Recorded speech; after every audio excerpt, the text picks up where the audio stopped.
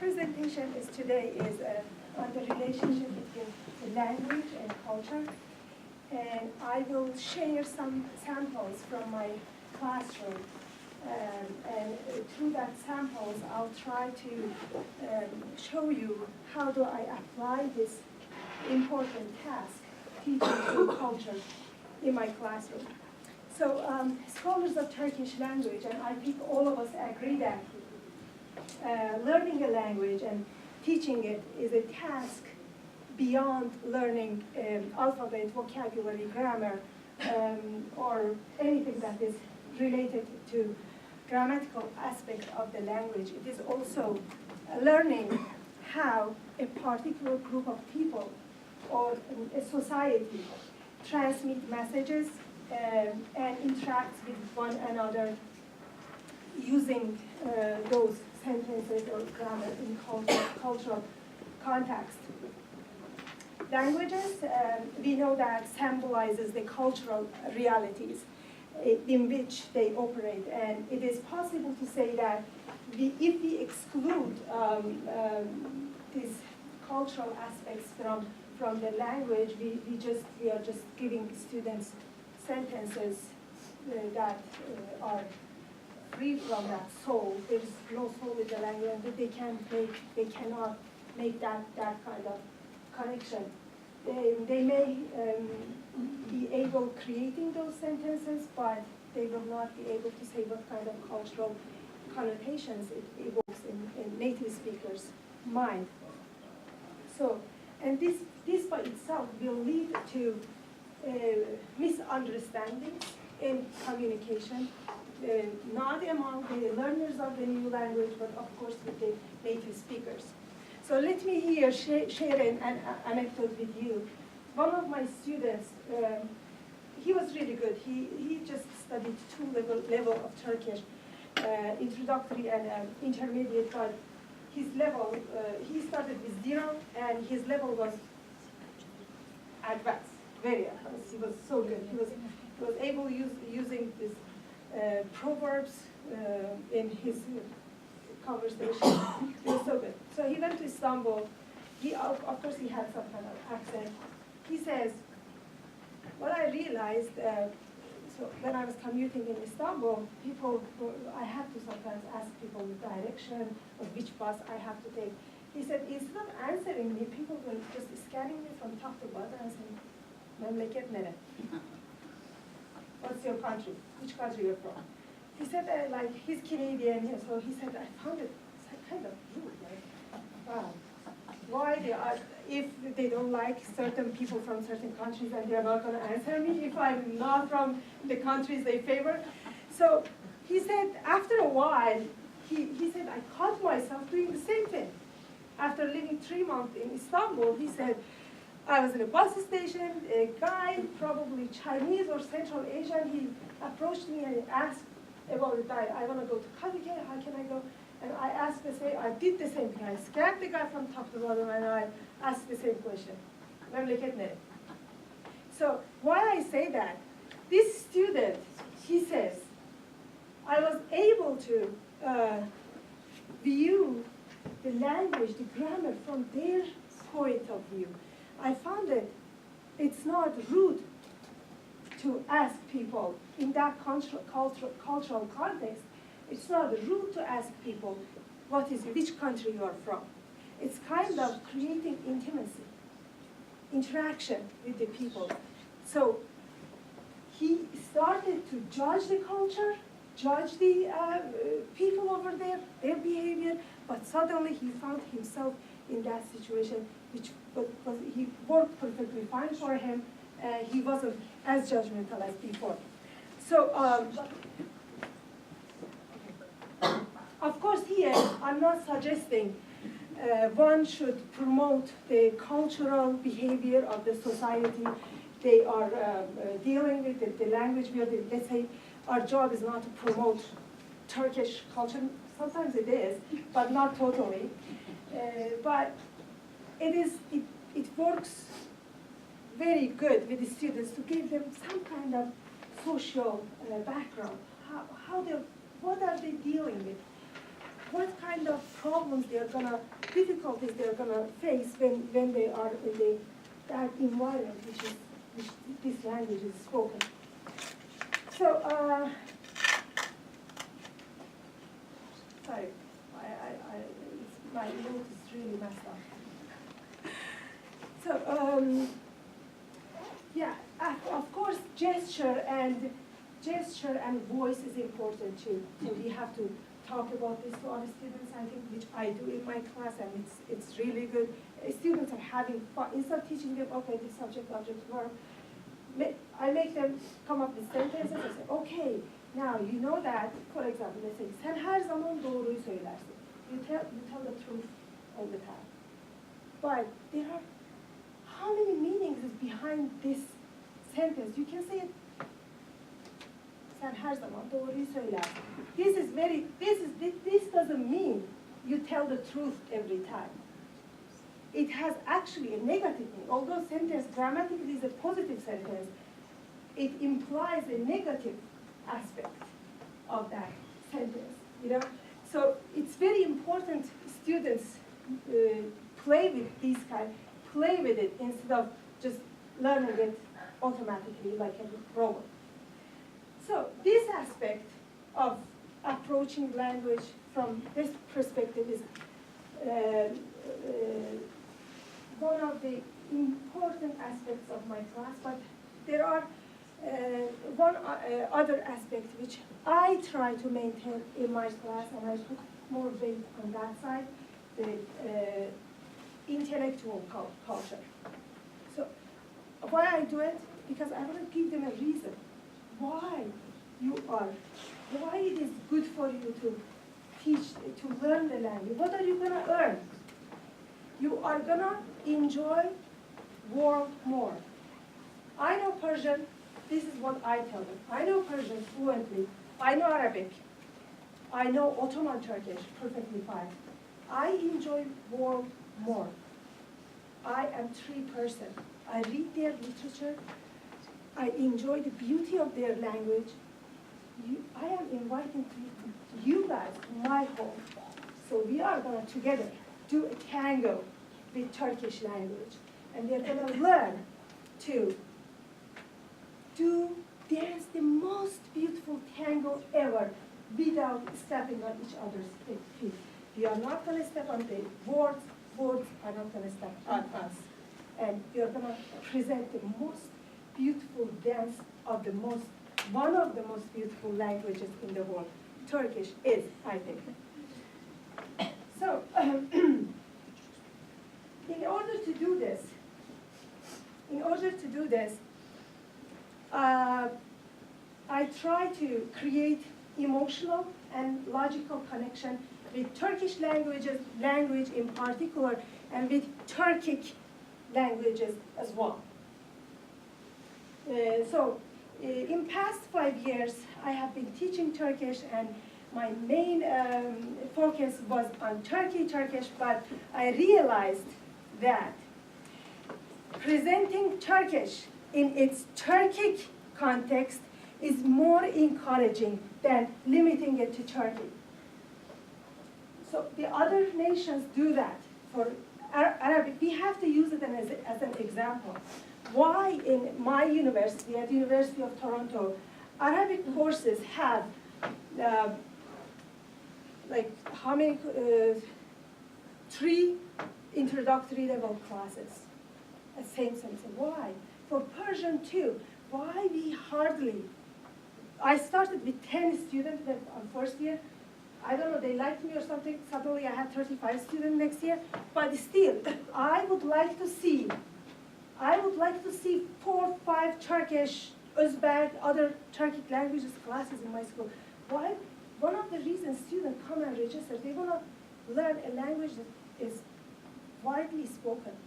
So if you have a chance to learn a language which is 1 million people are speaking, and another language 300 million people speak, which one you select, you yourself? I go to 300 one. So why we are limiting it to Turkey? Because as an Azerbaijani, I can understand Turkish. I have no problem It's just, if I analyze, I understand Turkic. Gep urdum. Gep urdum, urmak, vurmak. Okay, analyze it, and you get it. So why I have to limit it to Turkey? It's not. And people, students, they come to this class to learning Turkish for different reasons. One, they go to Istanbul. They like the city, they come and learn, oh, I want to learn this language. The other people, they learn it for academic purposes.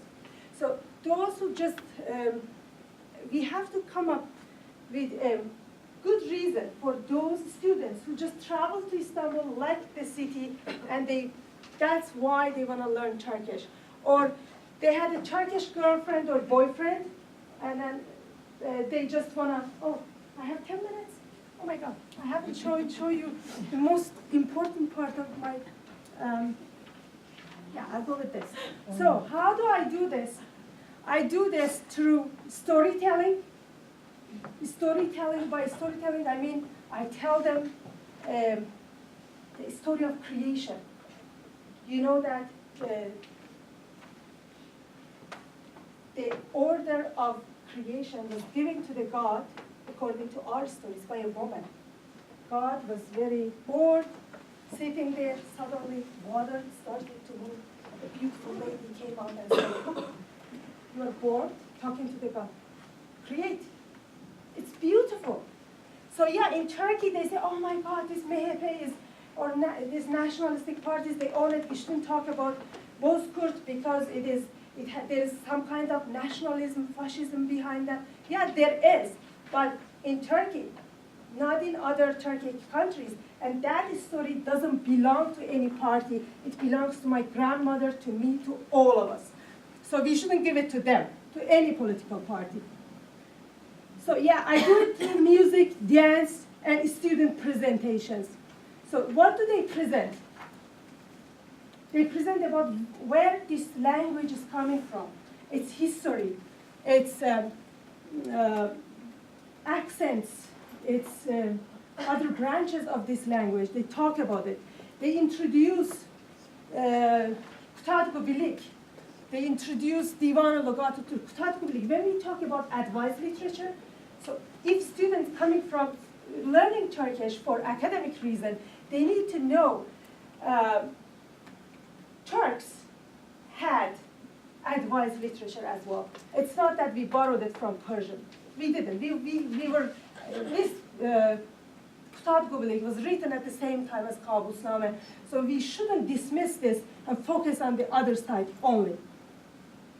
So if students are from Turkey, I ask them to, and especially if they study high school over there, we accept native speakers in advanced level because the second half of the course is Ottoman Turkish, so we let them in.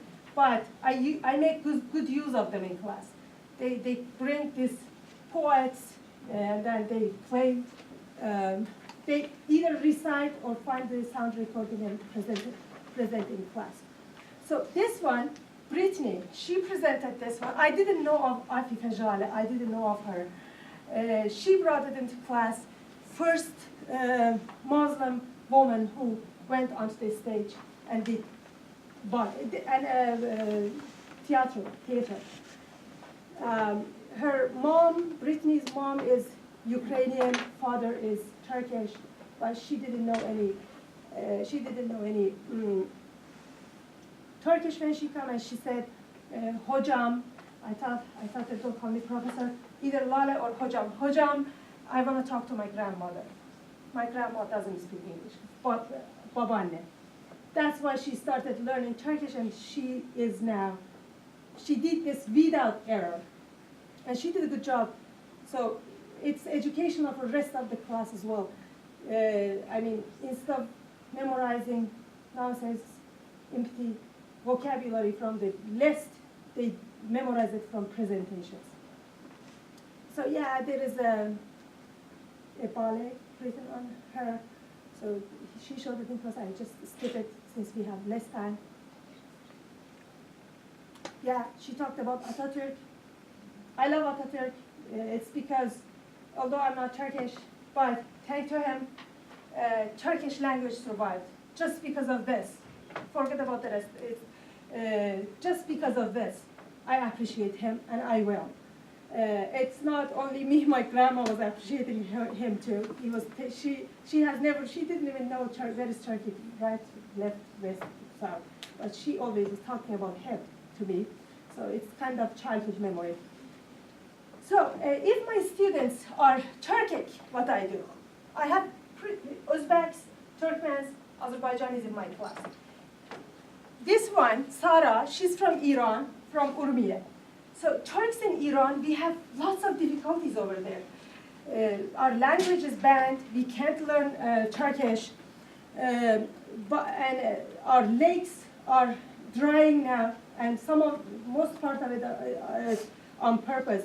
So I ask them to present something from their own culture or their own problems, something that interests them.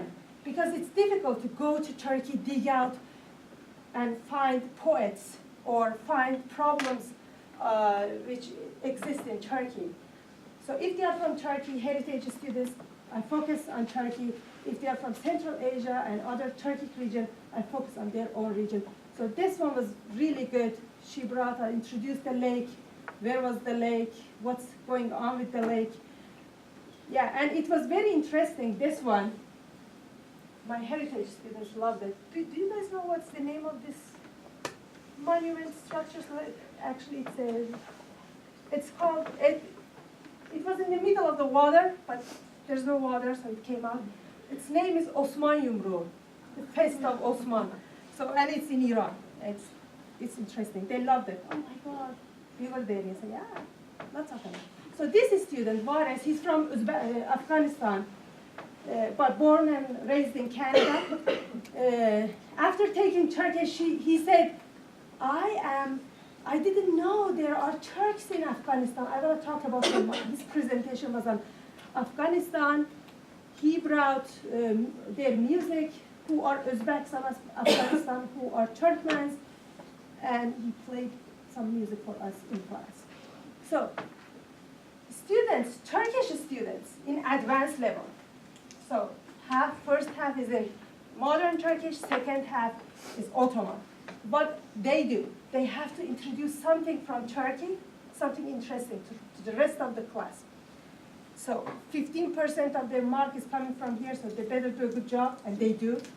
So Aisha, she said she wants to talk about dance and costume, and she just said, can we just show it in class? I said, of course, I'm open to this kind of interesting stuff, bring it.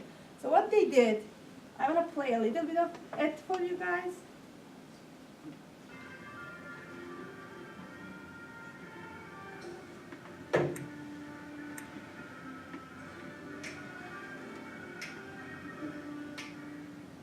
Zeybek. They performed this. Both of this, the guy, Cengiz, he started high school in Canada. But Emine, she's born and raised in Canada. Both of them are Turkish.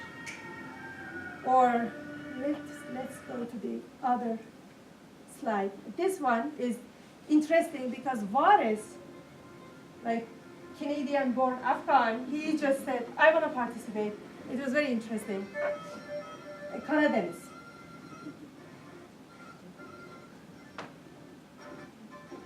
Look at how it's amazing.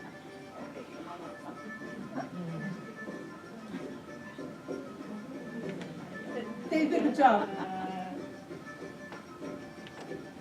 He speaks perfectly. He's really good.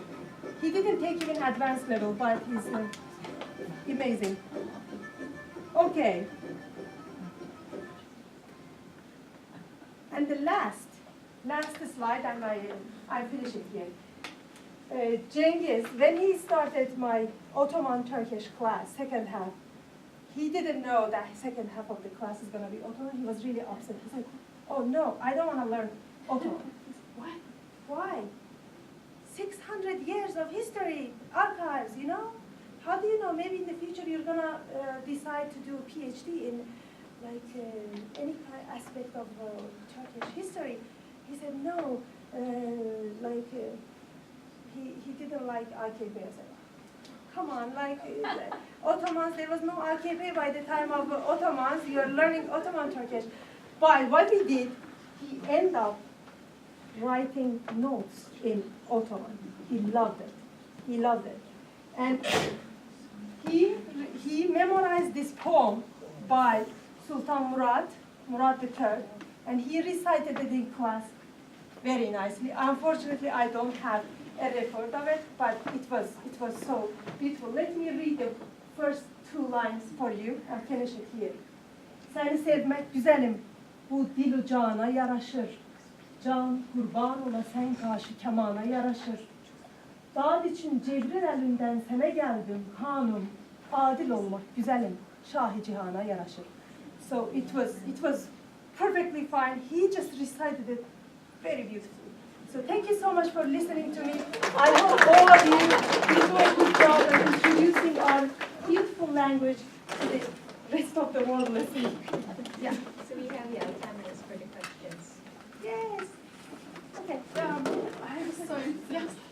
So thank you so much. That's great. And the first thing struck me when you began talking about Turkish people are, asked where you are from. Yeah. I'm Turkish people because I hear it a lot, especially by my Americans. Like when I speak, oh, your accent is American. I don't think it's specific to Turkish people. In Canada, people don't ask usually. Like they don't. Definitely not specific to Turkish people. Yeah, probably. I was just sharing my students' Perspectives, yeah. experiences. Yeah. This was his words. I had to say, I had to do this. I didn't. No, I was surprised. Oh, Yeah. Okay. Yeah. Yeah. Thank you so much, Lale. I personally enjoyed it a lot. Thank you. So, I mean, rather than a question, mine would be a comment. I completely agree with you that, like, by promoting Turkish, I mean, due to the recent circumstances, like, due to what's happening in Turkey now, I mean, our students at the Turkish Language program, plus our CLS students, are both going to Baku instead of Turkey, so they have limited funding.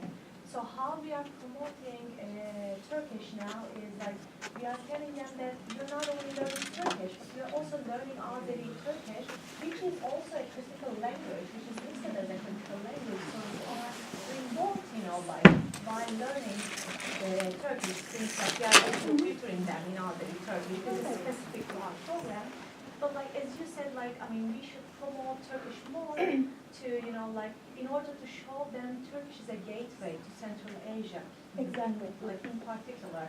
And I mean, I completely agree with your idea that, like we should promote literature more, we should promote culture more, rather than, like solely focusing on the language and limit the culture.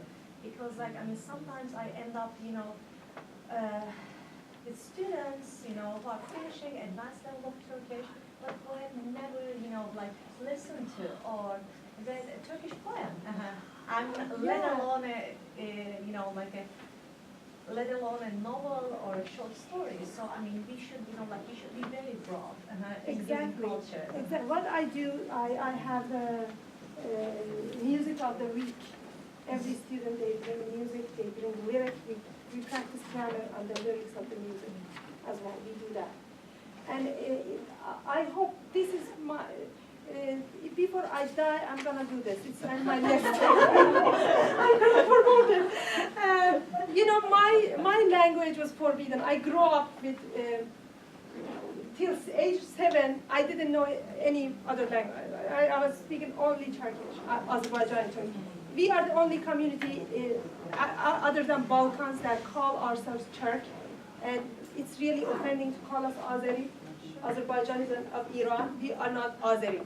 When Turks in Turkey were Ottomans, we were Turks. You can see it in Turkish, Russian dictionaries, written in Azerbaijani accent, not in Turkish. Anyways, my teacher, my Persian teacher, used, just because I spoke Turkish, she put the pen between my fingers and pushed, and I was 7 years old. So I want my language to deserve the place it was. It's here. I can't help doing this, and I'm gonna do that. I hope one day this is our job, I think, like teachers of Turkic languages or people who deal with this language come together and do the thing Arabs do. When I started learning Arabic, I didn't learn accent of Syria, accent of, I don't know, Iraq. I learned standard Arabic, and then it's up to you, whichever accent you want. At least we can do this with Oghuz Turkish. Because Azerbaijani Turkish is like, come on, do you separate Erzurum? Erzurum speaks my language, not Istanbul. How about that? Is it different? Like, if Azerbaijani Turkish is different language, then okay, give Erzurum to us and come on, bye, forget about it. Yeah, really, Erzurum, Kars, they speak Azerbaijani Turkish. So is it different language? Do you call it Turkish? If you call it Turkish, Azerbaijan speaks Turkish too. So it's different accent of one language, and I think hopefully. I will, if I become rich one day, I'm gonna do that. I agree with you because I had a student who entered a installation in Azerbaijan last summer, and she was very happy that she understood everything. Yeah. My mom in Istanbul for the first time, I said, Mom, don't go out, I'll come with you for shopping. She said, no, don't come, I'm happy. First time in Istanbul, she had no problem. She was, yeah, the words, and he was asking, what is this word?